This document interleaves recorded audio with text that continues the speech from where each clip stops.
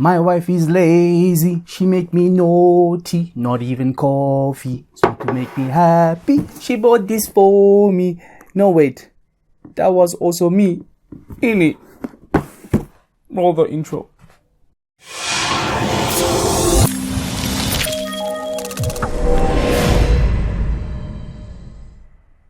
Hey Nim Tags and welcome back. This is Ash from Hill My Tech, helping you go from newbie to techie. Oh yeah, it's an unboxing and a review. But don't worry, this video is not sponsored by anyone, nor influenced by any company. I bought this product with my own money and it's my own personal opinion, so take it with a grain of salt. However, we are an Amazon affiliate partner, so any links below can give us a small kickback. When I bought this about 2 months ago, it cost about £32. So around $40, but I checked a couple of days ago and it's actually bumped up to almost £40, so around $50. So do bear that in mind. It may be just a temporary thing. Let's unbox it. So this is the Breville VKJ142 Hot Cup. Boiling water at the touch of a button, 1.5 liter capacity, illuminated water tank, and energy efficient. Fantastic. Let's unbox this, see what's inside the box. And okay, standard stuff. Let's pull out this tray. Okay, instructions, manual, and what we got here is the main, looks like the main kettle, and nothing else inside. All right, put this aside. This to me looks like the dip tray.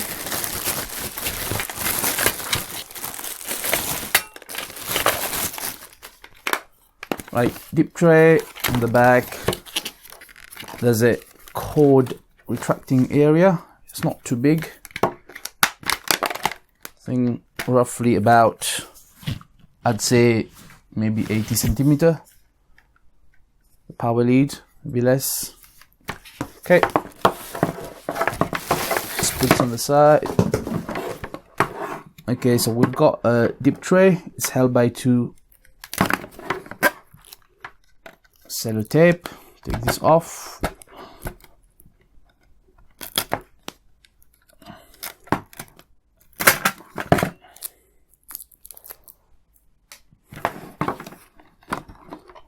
So the water would drip into there and can easily pour it out.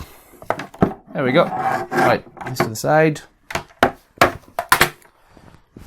And as for the main kettle part,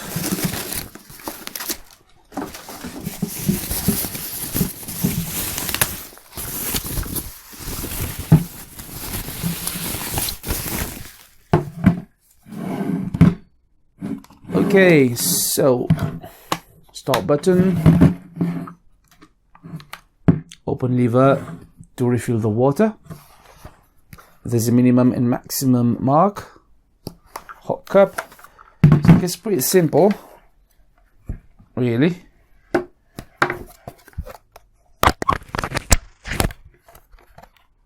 And goes in there.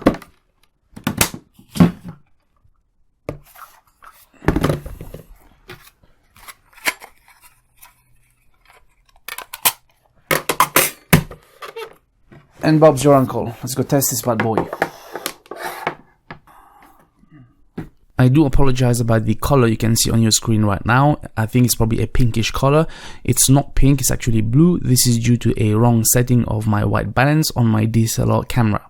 It's so easy to use. Just fill up the tank with cold water. I normally use filtered water to reduce lime scale. Press the button and within 53 seconds, yeah, I get a hot cup of tea, or at least I get some hot water for me to put some tea in there. One little gripe about this is actually to do with the sound it makes when it's finishing the boiling. After the button switches off, there's a very ugly sound, and if you can live with that, then you're okay. I'm going to let you hear the sound unedited with the DSLR audio.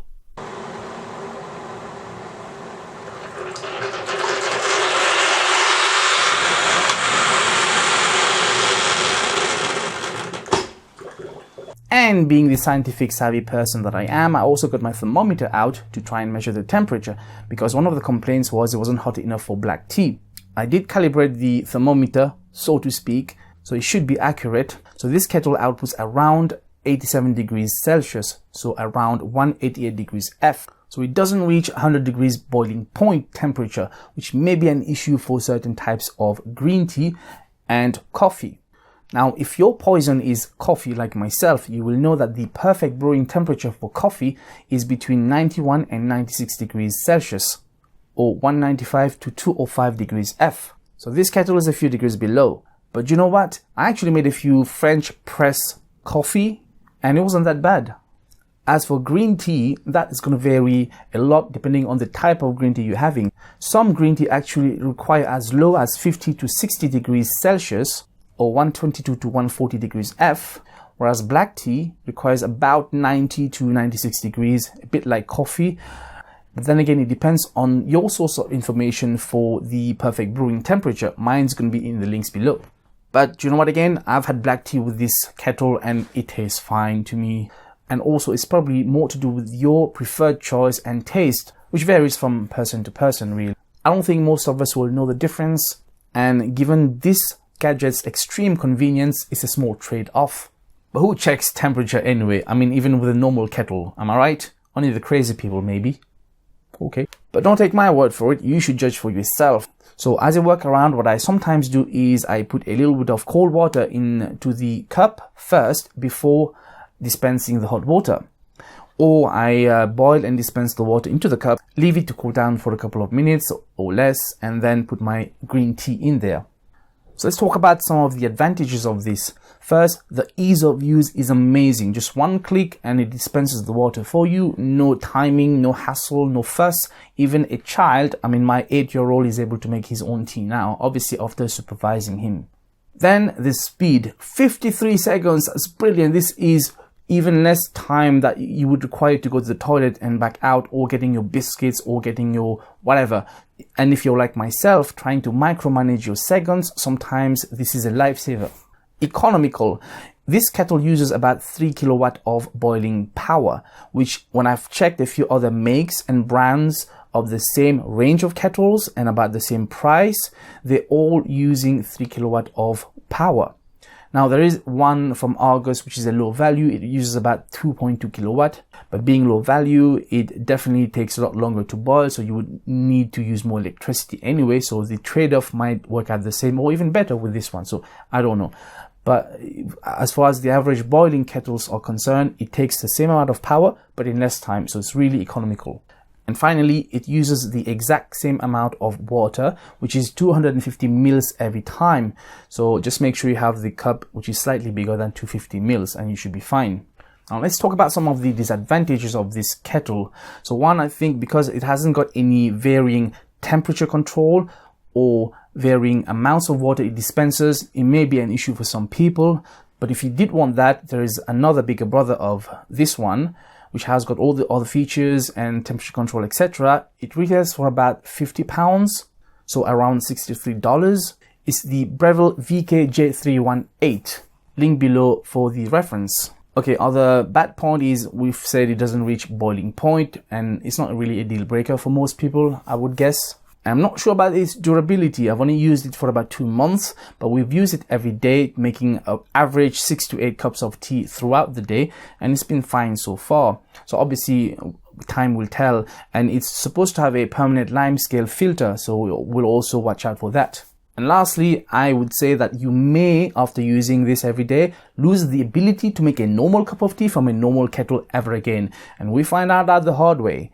Okay, the only issue I had with this item was that the switch was stuck sometimes after pressing it on, and it would dispense the water, but the switch would not go back and it would get stuck, and the blue neon light was still on and the kettle looks like it was still boiling. So I had to manually switch it off.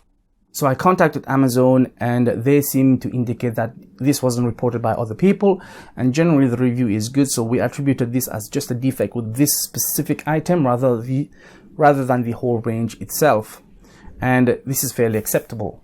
So there you go, guys. Thank you so much for watching. I hope this review was helpful or at least informative for you. Now, if you liked it, you know what to do. If you disliked it, you know what to do. As always, just leave me a comment down below as well, and you can contact me on the various platforms here. Remember to subscribe if you haven't done so yet. Once again, thank you so much for watching. This was Ash from Heal My Tech, helping you go from newbie to techie. So go ahead, unleash your true potential. Until next time, peace out.